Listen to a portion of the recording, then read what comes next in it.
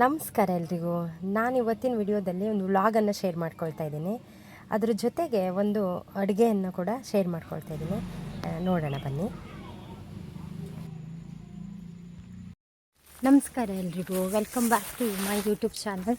ನಾನು ಇವತ್ತಿನ ವಿಡಿಯೋದಲ್ಲಿ ಕವಳಿಕಾಯಿಗಳನ್ನ ರೆಸಿಪಿ ಮಾಡೋದು ಹೇಗೆ ಅಂತ ಹೇಳ್ತಿದ್ದೀನಿ.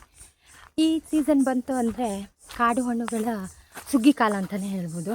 ನಮ್ಮ ಮಲೆನಾಡಿನಲ್ಲಿ ಈ ಕಾಡು ಹಣ್ಣುಗಳು ತುಂಬ ಸಿಗ್ತವೆ. ಕವಳಿಕಾಯಿ ಇರ್ಬೋದು, ಮುರುಗ್ಲ ಹಣ್ಣು ಇರ್ಬೋದು, ನೇರಳೆ ಹಣ್ಣುಗಳು, ಇವೆಲ್ಲ ಸೀಸ್ನಲ್ ಫ್ರೂಟ್ಸ್ಗಳಾಗಿರೋದ್ರಿಂದ ನಾವು ಇವುಗಳನ್ನ ಈ ಸೀಸನಲ್ಲಿ ಮಾತ್ರ ನೋಡಲಾಗುತ್ತೆ. ಬಟ್ ಇವುಗಳನ್ನ ಸ್ಟೋರ್ ಮಾಡ್ಕೊಳ್ಳುವ ವಿಧಾನ ತುಂಬ ಇದೆ. ಮತ್ತು ಇವು ಈ ಸೀಸನಲ್ಲಿ ಸಿಗೋದ್ರಿಂದ ಅವುಗಳನ್ನ ಹೇಗೆ ಬಳಸ್ಕೊಳ್ಬೋದು, ಅನ್ಸೀಸನ್ನಲ್ಲೂ ಅವುಗಳನ್ನ ಯೂಸ್ ಮಾಡ್ಕೊಳ್ಳೋದು ಹೇಗೆ ಅನ್ನೋದನ್ನು ತೋರಿಸ್ತೀನಿ. ನಾವಿವತ್ತು ಕವಳಿಕಾಯಿಯನ್ನು ಕೊಯ್ಯಲಿಕ್ಕೆ ಹೋಗ್ತಾ ಇದ್ದೀವಿ. ಇದು ನಮ್ಮ ಮನೆಯಿಂದ ಹಿಂದೆ, ಅದು ಊರಲ್ಲಿ, ಇದು ನಮ್ಮ ಊರಿನ ಹೊರಗಡೆ ಇದೆ ಕಾಡು. ಇಲ್ಲಿ ನಡ್ಕೊಂಡು ಹೋಗ್ತಾ ಇದ್ದೀವಿ. ಇದು ನಮ್ಮ ತೋಟ.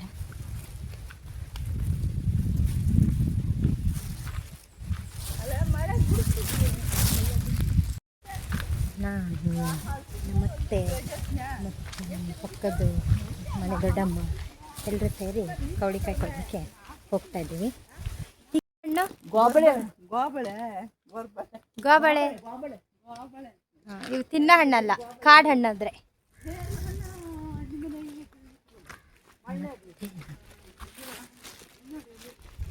ಇದು ಮಳೆ ನೇರಳು, ಮಳೆ ಬಿದ್ದಾಗ ಬಿಡುವಂತಹ ನೇರಳು, ಇದಕ್ಕೆ ಮಳೆ ನೇರಳು ಅಂತ ಹೇಳಲಾಗುತ್ತೆ.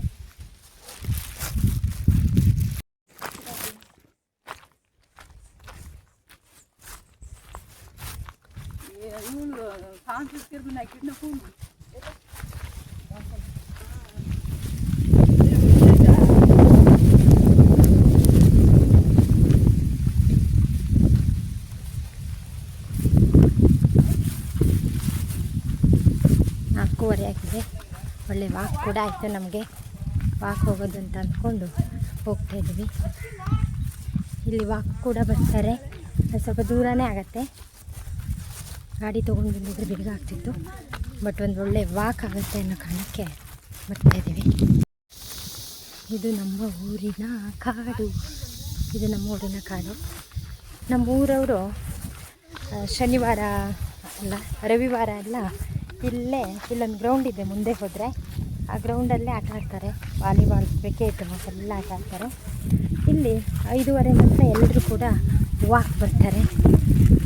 ತುಂಬ ಚೆನ್ನಾಗಿದೆ ಪ್ಲೇಸ್ ಮಾತ್ರ. ಇದು ಸಿಕ್ತು ನೋಡ್ರಿ, ಕವಳಿ ಮಟ್ಟಿ. ಇದೇ ನೋಡ್ರಿ ಕವಳಿ ಮಟ್ಟಿ ಅಂತ ಕರೀತಾರೆ. ಕವಳಿ ಹೂ ಬಿಟ್ಟಿದೆ. ಇಲ್ಲಿ ಇನ್ನೂ ಕವಳಿಕಾಯಿ ಸಿಗ್ತಾ ಇಲ್ಲ, ಅಷ್ಟು ಬಿಟ್ಟು ಇನ್ನೂ ಸೌಂಡ್ ಆಗ್ತಾ ಇದೆ. ಹಾವು ಇರೋದು ಜಾಸ್ತಿ, ಅದಕ್ಕೆ ಹೊರದು ಹೋಗ್ತಾ ಇದ್ದೀವಿ. ಹಣ್ಣದೆ ಕಾಲು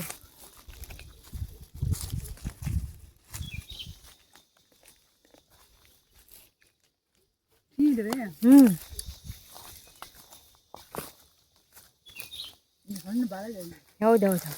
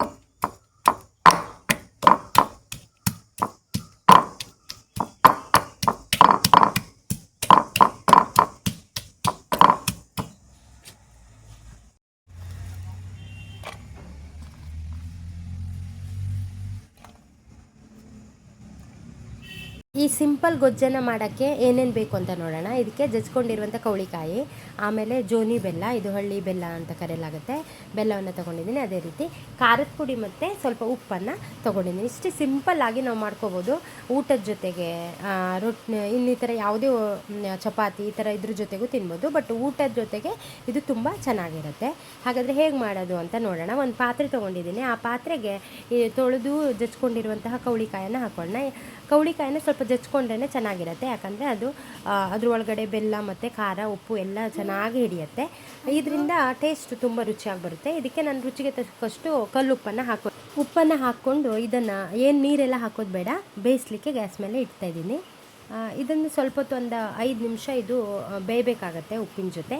ಅದಾದಮೇಲೆ ಇದು ನೀರು ಬಿಟ್ಕೊಳ್ಳುತ್ತೆ. ಈ ನೀರು ಬಿಟ್ಕೊಂಡಾದಮೇಲೆ ಮತ್ತು ಈ ಕವಳಿಕಾಯಿ ಸ್ವಲ್ಪ ಬೆಂದ ಮೇಲೆ ಇದಕ್ಕೆ ಖಾರದ ಪುಡಿಯನ್ನು ಸೇರಿಸ್ಕೊಳ್ಬೇಕು. ಖಾರದ ಪುಡಿ ಇಲ್ಲ ಅಂತಂದರೆ ಹಸಿಮೆಣಸನ್ನು ಕೂಡ ಸೇರಿಸ್ಕೊಳ್ಬೋದು ಖಾರಕ್ಕೆ. ಈ ಖಾರದ ಪುಡಿಯನ್ನು ಹಾಕಾದಮೇಲೆ ಇದನ್ನು ಸ್ವಲ್ಪ ತಿರುವಾಡಬೇಕಾಗತ್ತೆ. ಅದಾದಮೇಲೆ ಇದಕ್ಕೆ ಬೆಲ್ಲವನ್ನು ಸೇರಿಸ್ಕೊಳ್ತಾ ಇದ್ದೀನಿ. ಬೆಲ್ಲವನ್ನು ಸೇರಿಸ್ಕೊಂಡು ಕುದಿಲಿಕ್ಕೆ ಇಡಬೇಕು. ಒಂದು 15ರಿಂದ 20 ನಿಮಿಷಗಳ ಕಾಲ ಗಟ್ಟಿ ಆಗೋದ್ರವರೆಗೂ ಇದನ್ನು ಬೇಯಿಸ್ಕೊಳ್ಬೇಕಾಗತ್ತೆ. ಯಾವುದೇ ನೀರಿನ ಅಂಶ ಎಲ್ಲದನ್ನು ಹೋದ್ಮೇಲೆ ಗಟ್ಟಿಯಾಗಿ ಬೇಯಿಸ್ಕೊಂಡು ಹೇಗೆ ನಾವು ಡಬ್ಬದಲ್ಲಿ ಎತ್ತಿಟ್ಕೋಬೋದು. ಈ ರೀತಿ ನಾವು ಸಿಂಪಲ್ಲಾಗಿ ಮಾಡಿಕೊಂಡ್ರೆ ತುಂಬ ಚೆನ್ನಾಗಿರುತ್ತೆ.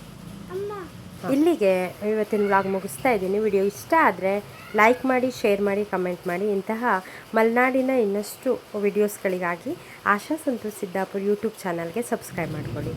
Thank you.